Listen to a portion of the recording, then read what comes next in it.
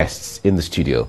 President Muhammadu Buhari has once again brought restructuring to the front burner of national discourse with comments attributed to him during the launch of the Kudirat Abiola Sabongeri Peace Foundation held at Congo Conference Hotel in Zaria, Kaduna State recently. A cross-section of Nigerians, including some state governors and groups, have disagreed with President Muhammadu Buhari over his comments that there is nothing to restructure in Nigeria. Now, according to them, Nigeria's federalism, security architecture, and revenue sharing formula, among others, need to be restructured to save the country at this critical time. This is part of what we'll be talking about in the next couple of minutes. And I have with me in the studio public affairs analyst Daniel Akinlami. He's here, as well as Professor Anthony Killer, Professor of Strategy and Development Center Director, Center for International Advanced and Professional Studies. Gentlemen, good to see you both in the studio. Yeah, good to be here. You're welcome. All right. Now, the issue of the statement by the creditor to the president saying there's nothing to restructure, or those who are talking about restructuring don't know what they're talking about, sent a lot of signals across the country as to if we are all on the same page when we mention restructuring. Professor, I'd like you to start with this. When we talk about the issue of restructuring, because this discourse has been on since the last, say, 20 years, let me say. Yes. And it seems it means different things to different people. But talk to us basically. When we talk about restructuring, what do we really mean in the Nigerian context? Well, it shouldn't mean different things to different people. People who say it means different things to them, they either been totally ignorant or dangerously mischievous. Restructuring is restructuring. It means to reassert, to reposition, to readjust the way system is. There is nothing there to misunderstand. In this specific Nigerian case, the quest for restructuring, as you've rightly mentioned out there, is about reviewing the way the state works. Generally, people who ask for restructuring tend to ask for a decentralized system in which the organs of power and the institutions of the states nearer to the people are more proactive and are more responsible for management. But I think it would really be unfair to history for me not to comment on President Buhari's statement of what he has said. And I think it must be said clearly that the president is wrong. The president's statements appear as an ignorant, ill-informed, and unpresidential statement. There are people around Buhari who are not talking to him. We do not all sleep and put our head on the same side. Let history know, let it be on record, that some of us stood up to say, Mr. President, you are wrong. All right, Daniel, the point there is, when it comes to this kind of major discourse, not all parts of the country are always on the same page. Recall way back in the 50s and all of that, when Anthony Enahoro at the time moved for the first time that we should have independence in 1957, a section of the country said, no, we're not ready.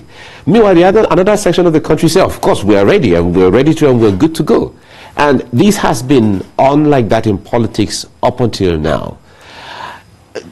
When it comes to that Nigeria, are we all the same people when we reason from that perspective? Do we have the same destiny, going to the same place? Well, if truth is to be said, it's obvious that we do not have a united nation as it is today. And except we work harder to get Nigeria to that point where we can all have the same drive. First, refer to the statement of the president. Yes. That statement is quite unfortunate. This is the president whose party set up a committee to look into how to restructure Nigeria. They submitted the report of that exercise to him. He even made a promise to work on it. So coming around now to say there is nothing to restructure is quite unfortunate. Maybe he has changed his mind. Well, it's very sad. He's the president. It's very sad. So looking at the state of the nation today, it's quite unfortunate that we might not be able to get one voice on this issue of restructuring now, because there are people, there are certain elements in the country that are benefiting from this chaos. There are people benefiting from the present status. So the people need to push more. Either the president likes it or not. When Nigeria is fully ripe for it, Nigeria will be restructured.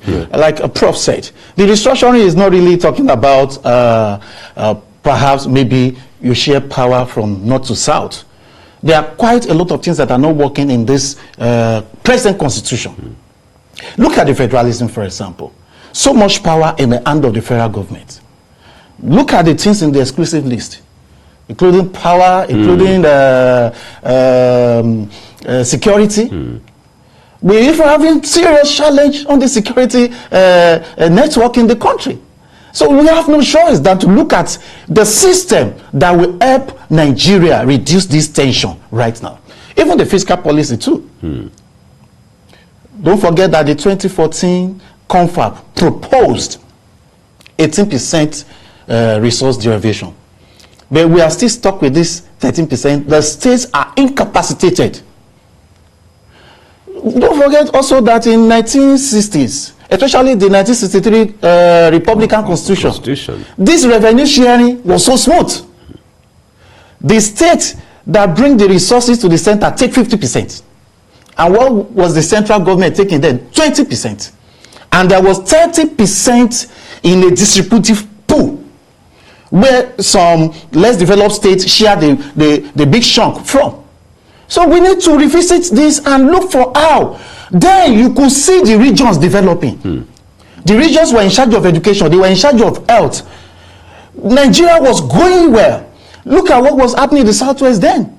Look at what was happening in the north. The Grand North Pyramid Revolution. So we need to look at so many of these things. You cannot not say Nigeria is nothing to restructure. What are we talking about? I know there is a class of people who from the onset believed that the 1999 Constitution is the best document that has favored them. There are a group of people who also contributed to the making of this. Perhaps maybe those who are ex-generals or have military background, or those who have been around power for years. They saw this as, wow, this gives you a good avenue to have control over this, over that, over everything. But it's not working. There's so much tension. Apart from the security crisis we're facing right now, so much tension on the economy. Okay. The states are practically idle, doing nothing. Okay. And now there has been, Professor, the point there is, when anybody mentions this restructuring, and it is very quick for some persons, some analysts to talk about the extremes of dismembering Nigeria. But is that really the scare? Okay, let's put it this way. I take it where Daniel was coming from, and he's very right. So this is the trajectory of the discourse around restructuring. It started as a functional discourse, to say, please let us structure our country in a way that it will work better, so that we get prompt response, we get prompt input and output. That is a functional response. Because successive government has allowed that to fester, you said about 20 years, because they've not dealt with it, it has now moved from a functional request to an ontological factor. Ontological in the sense that it has now become an identity for a set of people in the country. And I've grooved those people. Where we are now, you talk about the extreme end, you're right. We're in a situation where there are 4 strands of group of people in Nigeria that restructuring defines. You have the conservatives, because not political conservative, because they want to conserve it the way it is right now. And unfortunately, President Buhari is showing himself to belong to those people. People who see nothing wrong with the way it is. They don't care that the agricultural policy in Asaba or in Abeokuta is being decided in Abuja. For them, it is okay. Those are the conservatives. Then you have those I have termed as the Republicans. Those are people who believe in Nigeria and want to manage the constitution, and their language is a quest for federalism. Those are the Republicans who want Nigeria, but they want it to be federal so that states can act their own way. Then you have those who I term the Unionists, Those are people who believe that Nigeria is made of different nations and they want these nations to exist. Among the unionists, then you have those who are saying, let us go back to 1963 Constitution. They are regionalists in their outlook. Then you have the dissolutionist. That is the one that you're saying scare people. The ones that are saying, look, we've tried it for over 100 years. It's not working. To thy tent, O Israel. Let everybody go their own way. Those people even argue that coming together was a mistake. So you have these false strands going on there. Naturally, the extremes, Buhari's conservative extreme, because I really like to call out the president on it, Buhari's conservative extreme and the extreme break Nigeria, the balkanist, the one who wants to break Nigeria, everybody is using that to scare. You know what? I actually believe that every position is legitimate. If you are benefiting, if you are a military political adventurer, or you belong to that military political infrastructure, and you're benefiting from this state, I get the logic. Of course you want it to stay that way. If you're so powerful in Abuja, why would you want federalism? It doesn't make sense. You're fine with it. If you are so moved by disdain for this Nigeria, and you call it a contraption out of which you want to escape, why would you not want to balkanize it? But I think, rationally, one thing we can share in common is the quest for peace. What is going to define, and this is where you need rational, cold-headed statesmen to step in. What is going to define our future is our ability to manage this change, to manage this quest in a peaceful way. The real defeat, the real victory, will not be to conserve Nigeria or to break Nigeria. It will be to do it in a peaceful manner. All right, Daniel, the issue of the elements, you were talking about different things, the constitution and all of that. Now, if you look at Nigeria, how we have been in the First Republic, in the Second Republic and all of that, the value of the national life, of the per capita and all of that, for every decade, you see that it keeps degenerating in comparative terms. Well, we know some people, like you said, some people may have benefited and all of that, but we talk about the average Nigerian, the per capita, the value of his worth, his life, degenerated over every single decade. You see one thing happens, and until we're here right now, where we're talking about the rate of poverty, increasing over the years and all of that, based on the measurements we receive.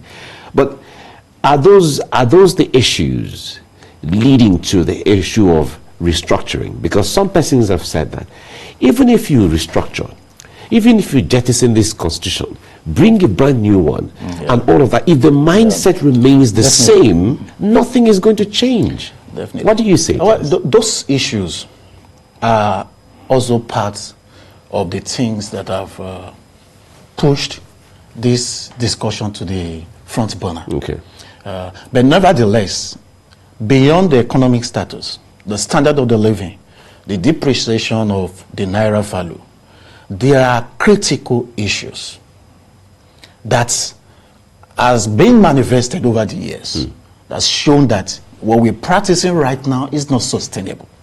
Now, the restructuring people are actually demanding for, restructuring is like building a nation. Building a nation is a continuous exercise. It's not just going to end with a national conference or enacting a new constitution. Yes, if you have a brand new constitution today, there will still be challenges.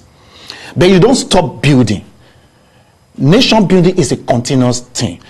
I could actually say Nigeria has even tried to restructure in the past. We've done several constitutional conferences, even before independence. After the various reforms. Yes, after the 1940 amalgamation. There was the Clifford Constitution 8 years after, in 1922, which introduced the 14th system for the first time in the country. Then, because that was not successful, then we had the Richard Constitution in 1946. Then followed by the Macpherson in 1951, before we had the last. The Littleton Constitution. Yes, Littleton Constitution in 1954. So we've been making attempts. So building a nation is a continuous thing. So it's not something people we want to resist and say we are okay with where we are. There is no nation that will ever have a perfect document. But you can't be static. You've got to keep working to build the union. And that is why it's called union. Different nations coming together to make a nation, to make Nigeria. So if what is obtainable now is putting pressure, look at the burden on the federal government alone. Federal government is carrying this, is carrying power, is carrying security, is carrying health, is carrying economy. So we can't continue. The federal government alone is even shocking. So some of the things in the exclusive list need to move to the concurrent. States need to share the same power. Look at the power problem we're facing today. There were some states about 20 years ago that made the attempt to do the independent power project was shut down. Even in the first government in this dispensation. If we've got a provision for the states to have an inroad there, Nigeria would have done better. It would have played a very big role in the industries, in the economy, in the power sector, the energy sector. So as we are now, the economy obviously is not doing well.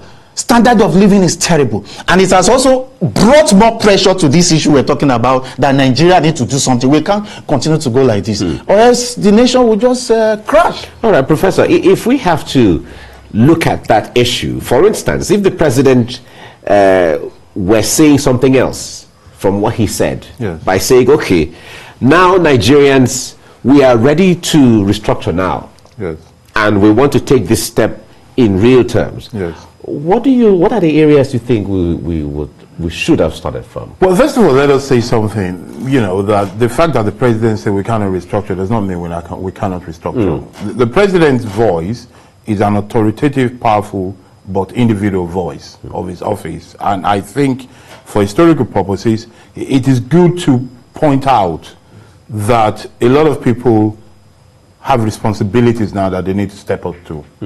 Responsibilities for those who are in the Senate, in the House of Representatives, those who are elected as governors, those who are federals of the Executive Council, all the ministers. History will judge everybody on where they are at this point, so we should not move away from it. The president is one, no matter how powerful. He's just one of us. He's one voice and one person. Powerful, yes, he's not powerful. So we move away from that preamble. Then we need to analyze. If they say yes, let us restructure.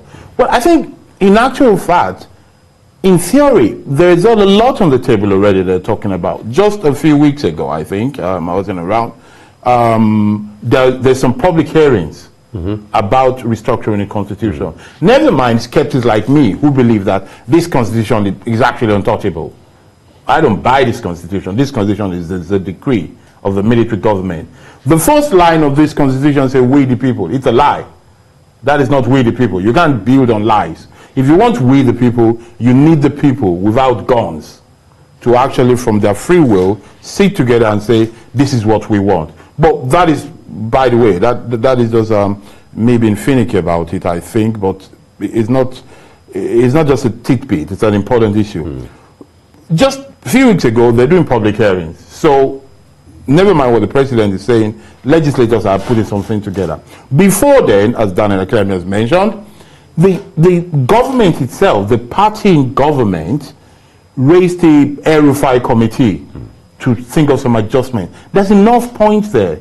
Before that, at election time, and this is one thing I want people to look at, those who can should go and look at the manifesto of the APC, with which they want power. They talked about restructuring in that document. They mentioned it in their campaign and they wrote it in print. So the intention is there. Before then, you know, I'm sort of moving back, rewinding now. Before that election, the predecessor to this president convocated a national conference. The document is there to be seen. Before then, NADECO and other bodies proposed a lot of things. Before then, that was the 1979 Constitution. I'll tell you what, we have two choices.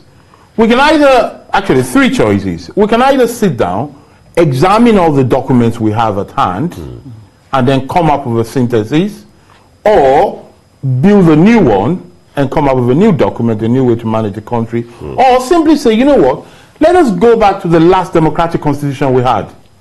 You can do that in a twinkle of an eye. There are areas, students of law will know what I'm talking about. There's going to be some gaps that you need to cover. That's like going back to the 1979 Constitution? Or even 1963. 1963. Let us go back to the real constitution that was we the people spoken.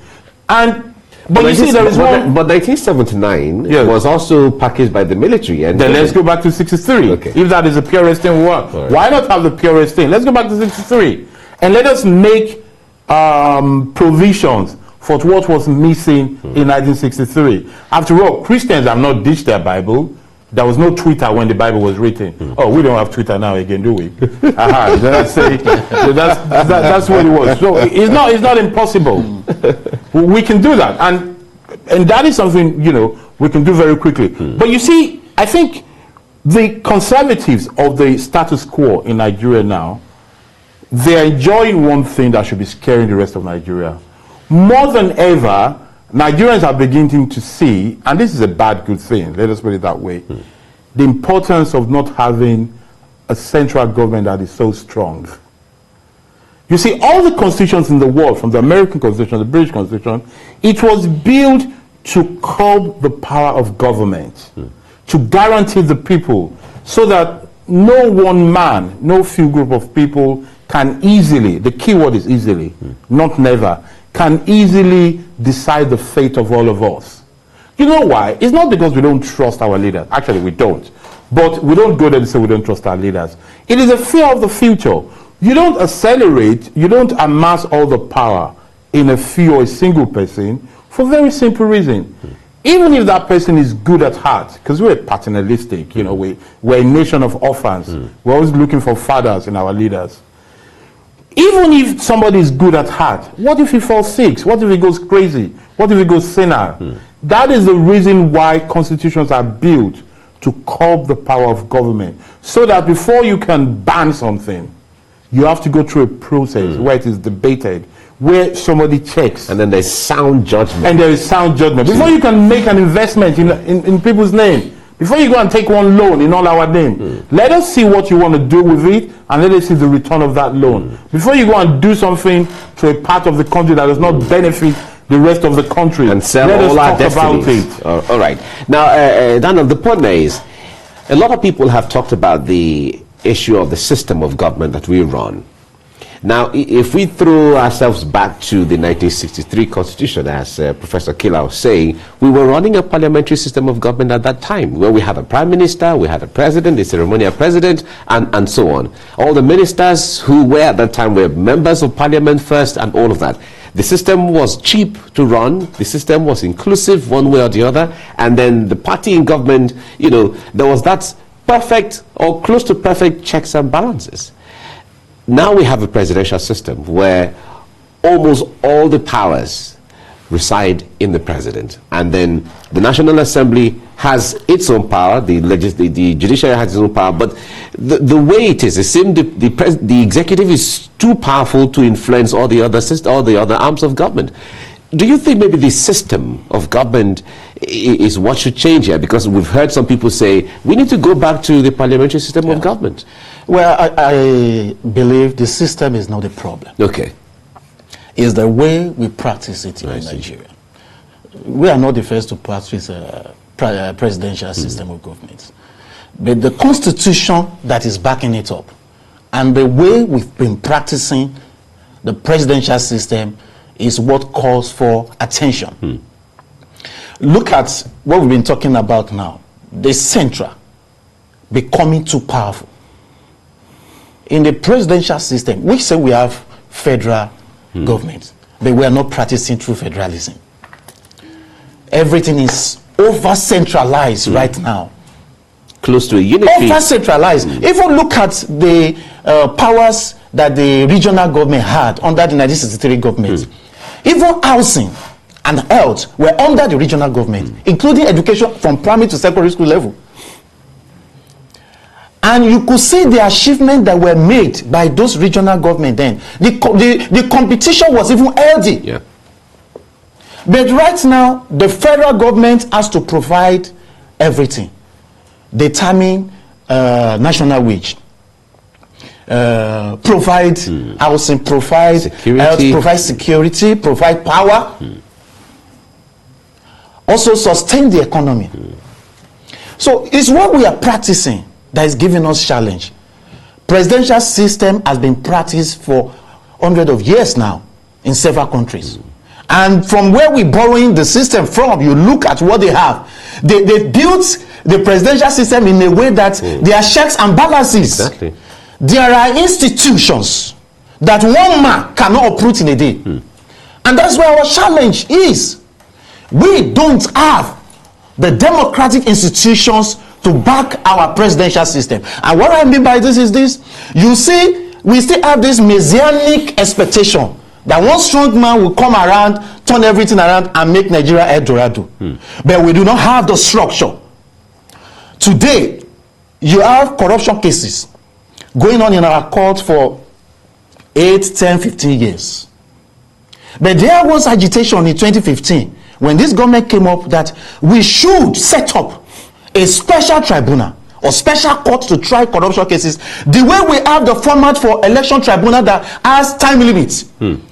If all the cases should end within 2 years, it will get to Supreme Court within 2 years and end. These are the structures we're talking about, the democratic institutions. We should be able to checkmate. Now it's obvious as a nation, for us to progress, we must checkmate the presidential powers. For example, now look at the security votes. It's not backed by our constitution, and this practice has been going on since 1999 till now. People just take a large chunk of money under the disguise of security vote. The money goes, no accountability, nobody defend it in the National Assembly. So these are some of the things that are giving us problem. And the system, the way it is now, is highly wasteful. Except we do something from the legislature to the executive. Perhaps even if for the sake of balance, because of the ethnic deep division in Nigeria, if we are even going to retain a two-house format for legislation, bicameral legislation, perhaps we should have them on part-time. That's for balance of power. So if we don't want to have scrap one arm of the assembly for balance of power between north and south, but we should consider part-time. Because the money we're spending to sustain this presidential system is just too much. So if we look at the things we're facing, we need to go in and build structures, build institutions that one man, one day, will not hijack the whole system to his own favor. Okay, all right, Professor. As we round off now, let me take it from where he stopped. Recall that former President Obama, when he came to Africa at the time, was talking about the issue of Africa needing strong institutions and not strong men. But the point there is, we also know that we need strong men to build strong institutions. Yes. America today talks about Abraham Lincoln, talks about George Washington, talks about these people who were strong men at the time, putting to ensure that there's an institution that works. And up until now, the names of those persons will be mentioned as some of the greatest pillars of the United States. Yes. In Nigeria, when we mention our forefathers, we mention them for what they have done at, giving us independence. But after then, that thing, Nigerians can't point to that thing as in what they have done to ensure that the institutions are built. Well, I think three things need to be said. Number one is that the founding fathers you mentioned, that thing has not continued because some people in 1966 did not allow them to continue. Okay. They started very well. I've argued elsewhere, and this is the second point, that the history of Nigeria is a history of 3 generations. You have the generations of dreamers and visionaries, those who are the founding fathers that you talked, who had great speeches, lofty ideas, and a big vision of what the country should be. Then came in the generation of squanderers, those who ill-prepared, took guns, used their gun to take power, and just squandered the money. Then the third generation is the generation of hustlers and beggars, people who just attach themselves to people in power to get what they need, and hereby that is why the country is breaking down. Do we need strong institutions? Do we need strong men? Definitely strong institutions. What you call strong men are people who are able to achieve things. What Nigeria needs people, men and women, who are rational, informed, and respectful of others. That is what we need. We need people who understand the gravity of the situation, who have an historical and geographical understanding of what they are dealing with, and they have the know-how to tackle the problem, and they have respect for all Nigerians and people. The idea of somebody who feels I can just talk to people anyhow is analog and is unproductive. You need people who realize that we need to negotiate at every turn and bend.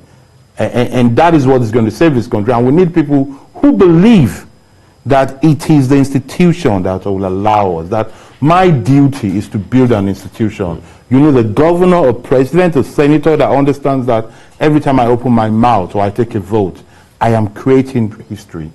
How will I be remembered? How do I want to be remembered in history? That is going to save the nation. All right. Thank you so much, gentlemen. Professor Anthony Kila, thank you for coming on the program today. And Daniel Akinlami, thank you so much for coming as well. We really appreciate the insight into understanding the issue of restructuring that we've talked about today. And everyone has really been reacting to the statement from the president, or the statement by the president. And we see how the coming days go and all of that.